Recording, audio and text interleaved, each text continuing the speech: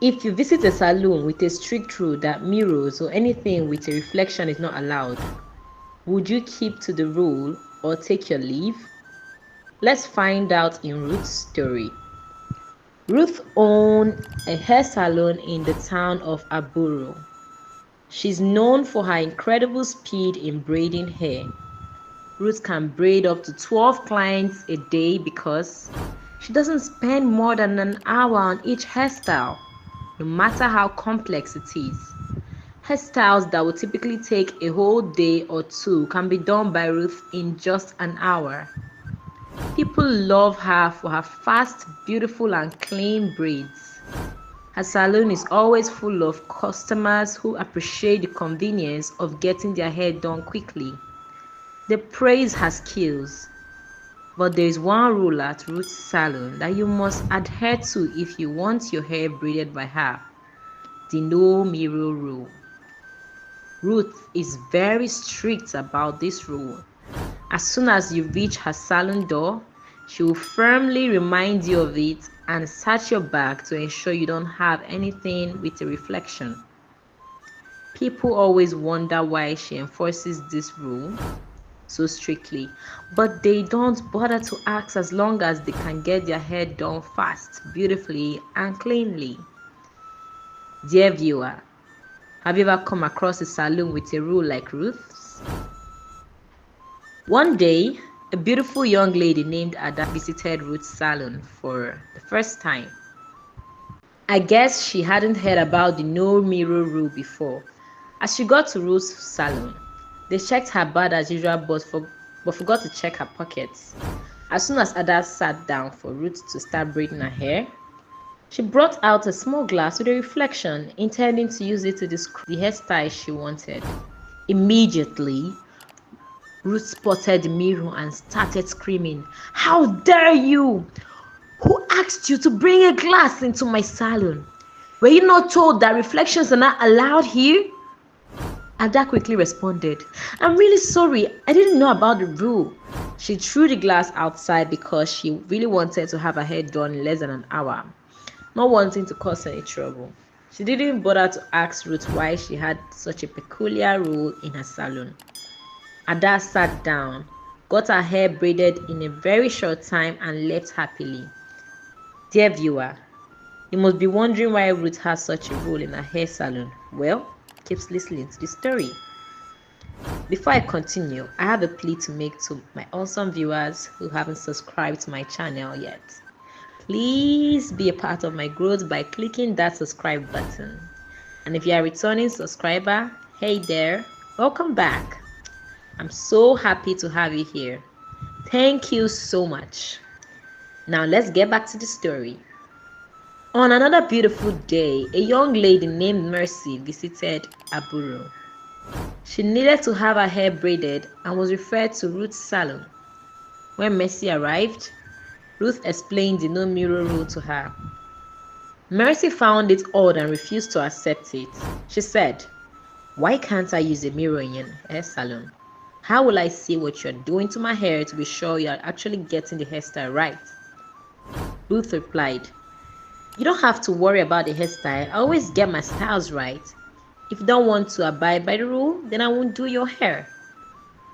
Ruth stood firm, refusing to braid Mercy's hair if she wouldn't follow the rule.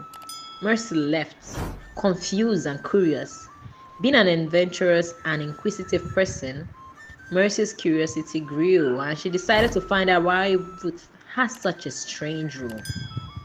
Mercy returned to Ruth's salon, apologized to her, and promised to follow the rule this time, determined to learn the truth. As Ruth braided Mercy's hair, Mercy observed how fast and skillful Ruth was. Then, she heard a faint whisper as Ruth walked by and realized something unusual was happening. She asked Ruth, "Ruth, what kind of skill do you have? You braid hair so fast, even hairstyles that are supposed to take a day or two." Ruth responded with a smile, "It's just a talent." Mercy's suspicion grew and she decided to investigate further without breaking Ruth's rule. The next day, Mercy visited an elderly woman in the neighboring town who had the gift of seeing things spiritually. Mercy narrated everything about Ruth's hair salon to the woman. The woman did her findings and revealed that Ruth was aided by an evil spirit. The spirit made her walk faster, as it was always present with Ruth to assist her in braiding hair. That was why Ruth could braid hair in such a short time. Mercy was shocked to hear this. The elderly woman also told Mercy that Ruth wasn't happy about having an evil spirit braiding hair for her customers. However, she was helpless and didn't know how to break free from the curse. The spirit had been with Ruth since she was born. Ruth's mother took her to the spirit when she was an infant, and they made a deal that when Ruth grew up, she would become a hairdresser so the spirit could touch many women's hair to empower itself. When Ruth grew up and discovered this, she couldn't do anything to free herself from the spirit's control and had no choice but to continue.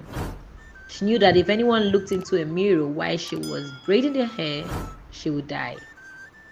This was why Ruth was so strict about the no mirror rule. She didn't want to die. Mercy decided to help Ruth free herself from the evil spirit and began devising a plan. She planned the elderly woman to help her save Ruth because she didn't want to use a mirror in Ruth's salon and get her killed. She referred to assist Ruth in breaking free from the spirit. The elderly woman agreed and prepared a special mirror that could trap the spirit. She gave it to Mercy and instructed her to go to Ruth's salon and start reflecting the mirror around. When Mercy got to Ruth's salon, she informed Ruth about her plan. Ruth was nervous but trusted Mercy and her plan because she wanted to be free from the spirit's control. Mercy started reflecting the mirror around the salon just as the elderly woman had instructed. The spirit realized what was happening and became furious, threatening Ruth's life. The special mirror began to glow, attracting the spirit and pulling it in. The spirit struggled to escape the mirror's pull, but it was too strong, and eventually, the spirit was trapped inside. As soon as the spirit entered the mirror, Mercy smashed it into the floor. Ruth was overjoyed and said to Mercy, "Thank you so much. I've been looking for help to break free from this evil spirit. It's not just about making hairs without mirrors. The evil spirit also told me not to get married. That's why I haven't gotten married until now. It's not like suitors haven't come, but the spirit wouldn't allow me to have a husband. Thank you so much, Mercy. I owe you my life." Ruth was excited, and Mercy felt a sense of relief and contentment for helping Ruth out of her situation. Ruth's salon now allowed mirrors, and clients were curious but happy for Ruth. Ruth held a feast to celebrate her victory over the evil spirit, and her salon became even more popular, with clients respecting her newfound freedom. Mercy and Ruth became close friends. That's how the story of Ruth, the hairstylist who didn't want her clients to use mirror, ended. It is important to respect people's rules and policies. However, if any rule doesn't sit well with you, it's necessary to turn them down no matter how appealing the offer may seem. Secondly, Ruth's story taught everyone that bravery, friendship, and wisdom can overcome even the darkest challenges. Thirdly, it is always important to speak out when we need help. Thank you so much for watching. Please, if you haven't subscribed yet, click on that subscribe button and turn on notifications so you'll be the first to know when I post more interesting stories. I really appreciate your support and don't take it for granted. See you in my next video. Bye bye.